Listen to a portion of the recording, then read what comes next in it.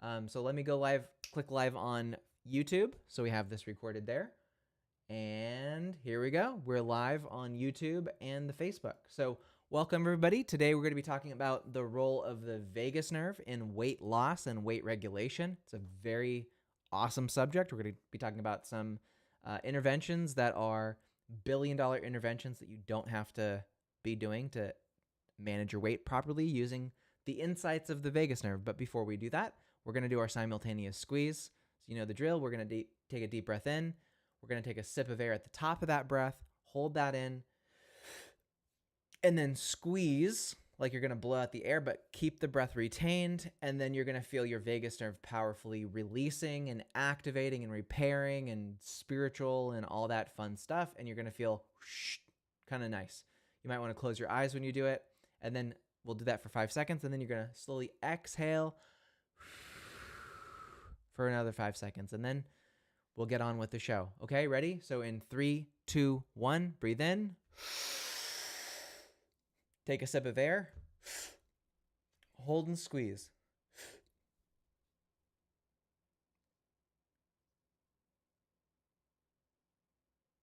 Now slowly exhale.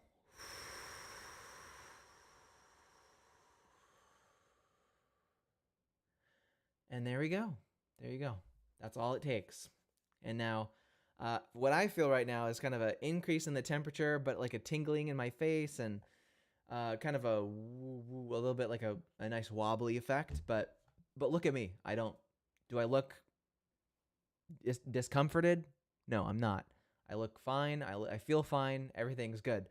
And it wears off relatively quickly. But that is an effect of stimulating your vagus nerve. So a lot of people ask me like, what's it like to stimulate your vagus nerve? I'm like, you could try breathing for, what did that take? 15 seconds. It took longer for me to describe how to do the breathing practice than it actually takes to do it. And yet, you know, you could share that online for days and days and days, but unless it's in a pill or unless it's an injection, most people are going to be like, I don't have time to do that. You don't have 15 seconds to breathe? Come on, bro. So, all right. Well, anyway, today's topic is going to be about the weight loss component with the vagus nerve. So it is absolutely a fact that stimulating the vagus nerve can ultimately lead to, I wouldn't even call it weight loss, proper weight management, meaning your vagus nerve finally tells you the truth about how much food is actually in your stomach versus how much food is not in your stomach. And your vagus nerve reports your appetite to your brain. So if you really are truly hungry, not just having like a stray craving from bad bacteria that are sugar addicted, then you can actually manage a proper weight. Now, this is funny. You know, you notice I'm careful to say it's not that it's weight loss. People who stimulate their vagus nerve don't just lose weight. That's not how this process works. People who stimulate their vagus nerve, they have proper weight management naturally, meaning you'll eat what you need to eat, not any more, not any less. Okay? So that's a pretty incredible pattern to lay on top of everything. Generally speaking, that's a rule that holds true across almost every application of vagus nerve stimulation, which is that when people say, oh, well, when you stimulate the vagus nerve, you make XYZ function go up or you make XYZ function go down. That's not true. Stimulating the vagus nerve doesn't increase blood pressure. It doesn't decrease blood pressure. What it does is it helps your body regulate proper blood pressure. So if somebody has really low blood pressure and you stimulate their vagus nerve, it can cause their blood pressure to rise to a normal range. If somebody's blood pressure is extremely high and you stimulate their vagus nerve, it can cause their blood pressure to enter into a normal range, which was either going up or going down. But people hear, oh, well, this one single anecdotal case, this one person stimulated their vagus nerve and their blood pressure went up. And they then make this blanket generalization that, oh, well, well, if you stimulate the vagus nerve, blood pressure goes up. It's not the case. It regulates your body's ability to control blood pressure so that you're healthy. Did you know your body technically should know what a good blood pressure is? Your body has the mechanisms to detect high blood pressure and low blood pressure. And guess what that mechanism is? Your vagus nerve. In a large part, your vagus nerve has receptors in the neck and in the heart. Your vagus nerve does all this. Your vagus nerve can detect your blood pressure. And if your blood pressure drops too low, then your heart rate will increase to regulate your blood pressure properly. So there's no form of vagus nerve stimulation that just automatically like increases or decreases one function of the autonomic system. Vagus nerve stimulation as it is today helps your body regulate function properly. So now let's talk about weight loss. Vagus nerve stimulation does not cause weight loss. Most people, just so you know, most people where I live in the United States, generally speaking, are more or less on the heavier side. So that's why a lot of the times you hear people using vagus nerve stimulation for the last 20 years, they're like, wow, it helped me lose weight. That's not because vagus nerve stimulation in general helps people lose weight. It's just that the only people using it that have a medical condition like obesity or diabetes or depression are typically on a much heavier side. So vagus nerve stimulation does not equal weight loss, because I've had clients who've asked me, even before they ever signed up for the phase 1 program, they said, well, I don't want to lose any more weight because I'm already underweight. Will this make me lose more weight? I'm like, I have to explain that again on the phone. No, vagus nerve stimulation isn't just a button press thing go up. It's not a button press thing go down. That's not how that works. It's more around your most likely, if your vagus nerve is not working, then the signals of you being hungry aren't even reaching your brain. And that's why you're just not eating food. And that's why you're underweight. It's not because your vagus nerve it's more likely because your vagus nerve isn't functioning properly. And the other part is if you're overeating, most likely it's because your vagus nerve is more or less either intact or it's been hijacked by probiotic bacteria in your gut and in your esophagus that need sugar. And so by allowing your vagus nerve to have low natural function, you create and harbor the environment for bad bacteria to force your vagus nerve to send signals to your brain to make you feel hungry when you don't need food. And I think actually food addiction is more likely a symptom of really destroyed vagus nerves in the country. That's probably more or less what's actually happening, which is pretty freaky. So anyway, let's get into some specifics. Okay. So I'm going to try this. I'm going to try and timestamp these things. So the first thing, I'm going to try and put timestamps so people watching the replay can see where we're at. I don't know if that'll work, but let's see. Let's experiment with it for replay people. Okay. Okay, so let's talk about understanding the vagus nerve, generally speaking. So the vagus nerve is known as the wandering nerve. Vagus means the wanderer or the vagabond. Vegas. Las Vegas is also kind of used in that context too. It connects the brain to various organs in the body. It includes the stomach, your intestines, your heart. Its primary function is to transmit signals between those organs and your brain, playing a crucial role in maintaining homeostasis. So when your vagus nerve stops working due to any number of reasons, neck compression, illness, infection, even mental health issues can cause a decrease in vagus nerve tone and function.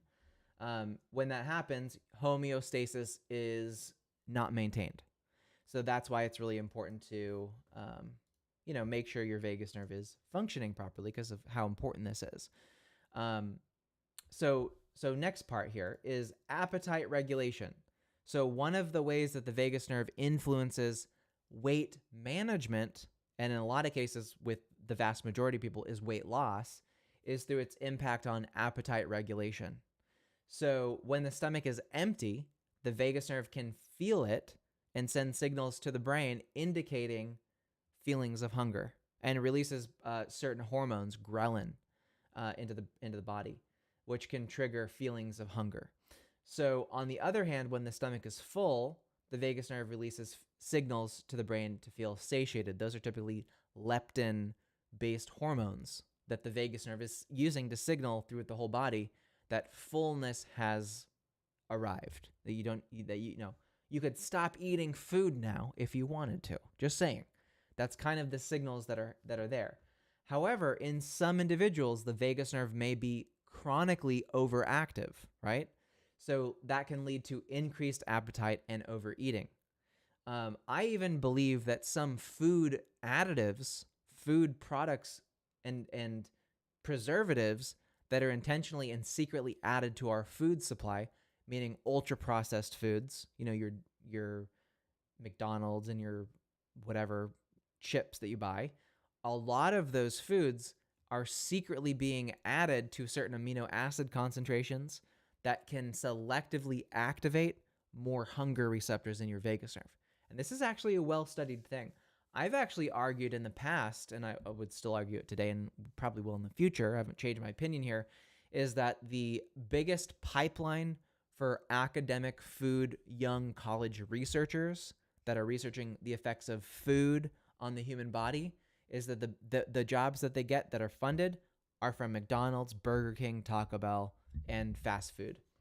So it's more common than you probably think. But let me see. Next aspect here is, so let's talk about digestion and metabolism. Really, really important. So clearly you have to eat food for a reason, right? There's obviously a tangible reason for you to eat, which is to support your energy levels. That's also in a lot of ways regulated by the vagus nerve. Glucose, insulin, metabolism, and digestion all happens between the stomach and the pancreas for the most part in that area.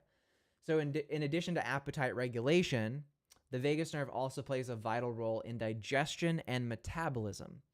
So the vagus nerve stimulates the release of digestive enzymes and promotes the absorption of nutrients from food. Furthermore, the vagus nerve helps regulate insulin secretion, which affects blood sugar levels and metabolism. So if your vagus nerve is messed up, then you don't release insulin. Then you have blood glucose spikes, high blood sugar, and you can get sick from that.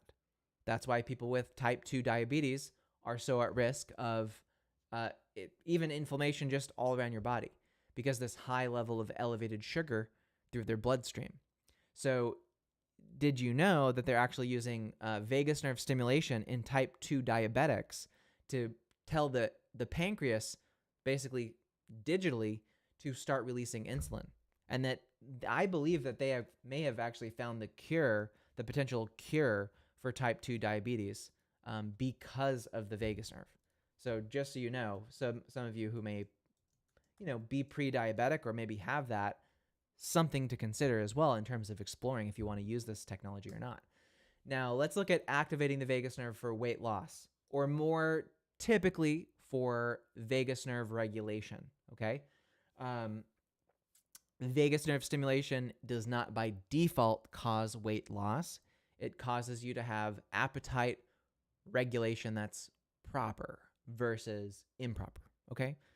But for the vast majority of us watching, we could all stand to, lose 5, 10, 15, 100 pounds, right? A lot of us could probably ideally lose some weight. It's very easy to get overweight, especially in the lockdown society that some of us still live in and some of us don't live in, but a lot of us are overweight. So Fortunately, there are several ways to activate the vagus nerve and support weight loss. So here are a few strategies that can help. First one, deep breathing. Engaging in deep diaphragmatic breath, just like we did at the very beginning of the video with the simultaneous squeeze, which I do every video, every start of every video, stimulates the vagus nerve, which promotes the relaxation and can reduce stress levels significantly. This in turn can help control some emotional eating and emotional cravings. That's also a big reason why you'll see on the testimonials page people attesting to the fact that when they stimulated their vagus nerve, they didn't feel that emotional dysregulation that they used to have all the time pre-VNS. So, you know, a lot of people I look at, there's a pre-vagus nerve stimulation and there's a post-VNS, post-vagus nerve stimulation. And the difference between the two can often be very substantial. So, deep breathing, like we do at the very beginning of these videos, is a good way to just kind of get that stuff in order and helps. 2, mindful eating. Paying attention to the sensory experience of eating, such as taste and texture and smell, can enhance the vagal nerve activity and promote feelings of satiety. Slowing down your eating as well, chewing your food thoroughly, and savoring each bite can also allow your vagus nerve time to engage and to produce more sensations of having eaten the food. So yeah, when your grandma told you to chew your food better and to take time and don't eat so fast, she was telling you, hey, stimulate your vagus nerve more when you do this, right? Get all the nutrients released into your mouth and into your vagus nerve as they go down to your stomach. So who knew? Who knew that was part of vagus nerve stimulation? I always argue that everybody's always trying to stimulate their vagus nerve.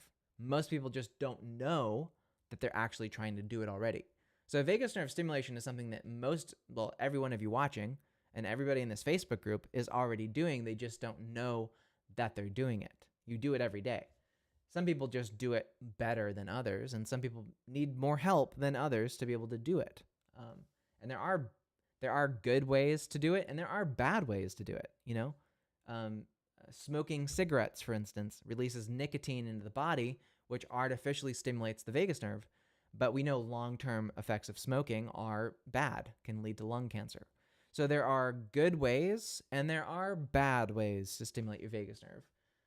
Drinking alcohol has an effect on the vagus nerve that in the short term can feel positive, but long term can absolutely devastate your vagus nerve because of the metabolites involved with alcohol metabolism in your body. So, but breathing, diaphragmatic breathing, does not hurt at all. It's really nice. Regular exercise is really good. So physical activity has been shown to stimulate the vagus nerve, improving digestion and metabolism. Incorporate regular exercise into your routine to support weight loss efforts. Generally speaking, that's some of the best advice you'll ever get. And then number 4, stress management. So chronic stress can negatively impact vagal nerve tone and function.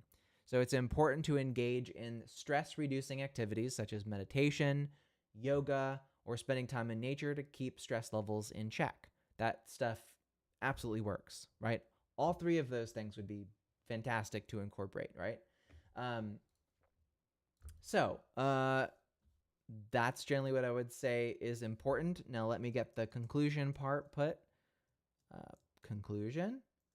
Here we go, and boom. Okay, so in conclusion, understanding the role of the vagus nerve in relationship to your weight management is crucial for achieving sustainable results. Now, anybody could go on a plan that gets you to lose 5 or 10 pounds in a couple of weeks. That's not that difficult. But can you maintain that weight loss past that extreme dieting stage? Oftentimes, the answer is no. And the fact of the matter is that some of the biggest, most current market dominators for weight loss drugs, Wegovy and semaglutide and Mounjaro, right? These are GLP-1 agonists, which the GLP-1 receptor is on your, guess what? Your vagus nerve.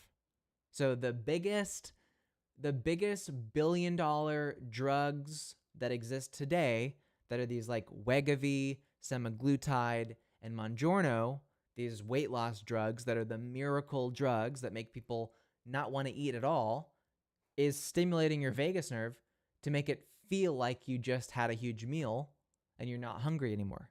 So it's tricking your vagus nerve into thinking, oh, we have a full stomach and I'm not going to eat anything. So those are, again, I'm telling you, most people are walking around craving vagus nerve stimulation right now. They're already doing things to stimulate their vagus nerve. They just have no idea that they're doing it. Food addiction and processed food addiction is like signing yourself up to be a guinea pig for the food industry to research how does adding monosodium glutamate with a lysine, serine, methionine amino acid branched paired peptide with red food dye, how does that activate your vagus nerve? Because GLP-1 is basically just a peptide that's being sold to people as a weight loss drug. And did you know there is zero regulation whatsoever on adding certain types of peptides to the food you eat that now has the exact opposite reaction? Because just as you can do a GLP-1 agonist with a small peptide injected in your body once a week, you could do the exact opposite. You could have a GLP-1 antagonist and reverse the effect of Mounjaro and create severe food addiction, which it's a fact. If you guys go on Twitter or TikTok and you see what I eat in a day videos, have you guys ever seen those before? There are videos of already completely dangerously overweight folks who just are continuing to eat and eat and eat. They eat more in one meal than the average person eats in like one day, which is pretty remarkable. And they're gaining weight to a dangerous level, and it's encouraged, unfortunately. But you'll notice what they're eating mostly is ultra processed foods, meaning the types of foods where it may say like there's 100 ingredients on the label, and then it says like, and natural ingredients for flavoring. Hidden in the flavoring are these chemicals, these peptides, these amino acid branched chains that can have substantial effects that are unregulated, and they can affect your vagus nerve specifically. Look, they've been studying the vagus nerve in the United States from an academic perspective for almost 100 years from a food perspective. And did you know that if you look at the curvature of obesity in the United States, when like diabetes and obesity start to have that real huge curve, was in the 1980s? Most people prior to 1980, if you saw someone who was like 5 pounds overweight, you'd be like, wow, that's I've never seen that before. Most people were pretty in good shape. Post 1980, 1990s, 2000s, 2010s, 2020s, it's like it's an exception to see someone who's underweight. It's very rare. In the 1980s, just around that time, they started doing massive amounts of funding on the vagus nerve and the effects that certain types of foods and additives have on the vagus nerve for signaling satiation and signaling hunger. So when we talk about the vagus nerve, and we talk about stimulating the vagus nerve with something like ultrasound, then what we're really talking about is potentially reversing the stranglehold that ultra-processed goods have on the vagus nerve, which is exactly what I've seen countless times. If you go check out the testimonials page, you'll be able to see now, at least a large fraction of clients who have seen some significant shift in the relationship to the food that they eat. Now, phase 1 is not at all a weight loss program. I'm not running a weight loss program. I'm far more interested in helping people create sustainable, long-term, healthy habits in general to make them live for a long time. Not do anything extreme. I'm not trying to help you get into your wedding dress from 30 years ago and putting you on like a breathing and sunlight diet. Like that kind of stuff is irresponsible and can cause way more harm than good. I've actually had clients who had to sign up with me to fix the damage that was done from diets that they did in the past. I had one client who did a 14-day water fast. She refused to eat any food for 14 days, and she only drank water. Guess what happened? Her entire intestinal tract shut down. Her vagus nerve was so damaged by no food going through it, right? So not eating food can be just as damaging as eating too much. And so she developed gastroparesis. Thank God the type of stimulation we were able to do with her, with ultrasound, you're able to do multiple spot location stimulation of the vagus nerve. We were able to reverse that. But God, had she never heard of me, had she never heard of our program, she would have literally lived probably for the rest of her life with gastroparesis, which is pretty sad. You try to go on some kind of an extreme weight loss plan to help yourself, to lose some weight, to get healthier, to detox, allegedly, and you develop some kind of a severe vagus nerve impairment. It was very sad. Not good. Not fun. So certainly not fun. Gosh, is that like the understatement of the century? Developing gastroparesis from going on a water fast for 14 days is not fun in any means, in any way, shape, or form. But whatever. So that will wrap it up for the subject of today's video. Just, again, lastly, what I'll say is vagus nerve stimulation is not a push a button and one thing goes up or push a button and one thing goes down. Generally speaking, when we're talking about the level of heart rate, blood pressure, and weight, there is no up or down in relationship to VNS. There is regularizing, optimizing the good middle zone of where it should be. That is the key thing with vagus nerve stimulation. That's what is accomplished. So again, if you find that in your health, you're out of whack or out of bounds, just know that it could be the result of some nasty virus in your body that is causing severe craving and unoptimal cravings, unoptimal vagus nerve activity. Your vagus nerve can absolutely be hijacked by the food you eat and by the bacteria in your gut. So whatever is happening, if it's suboptimal, if you're not living your best life, then you should certainly consider incorporating vagus nerve stimulation.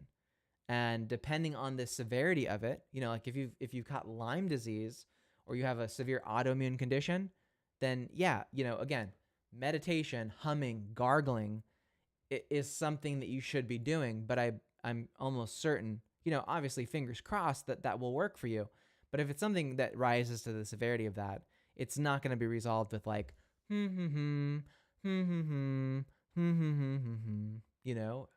humming is not going to reverse some of the more severe forms of vagus nerve damage. It can help a little bit, but no, there are certainly times when getting a VNS type of tool to help with this is the proper thing to do. So for sure, don't delay on that. But anyway, thanks guys on YouTube for watching. We'll head back over to YouTube for a little wrap up party. And awesome. Cool.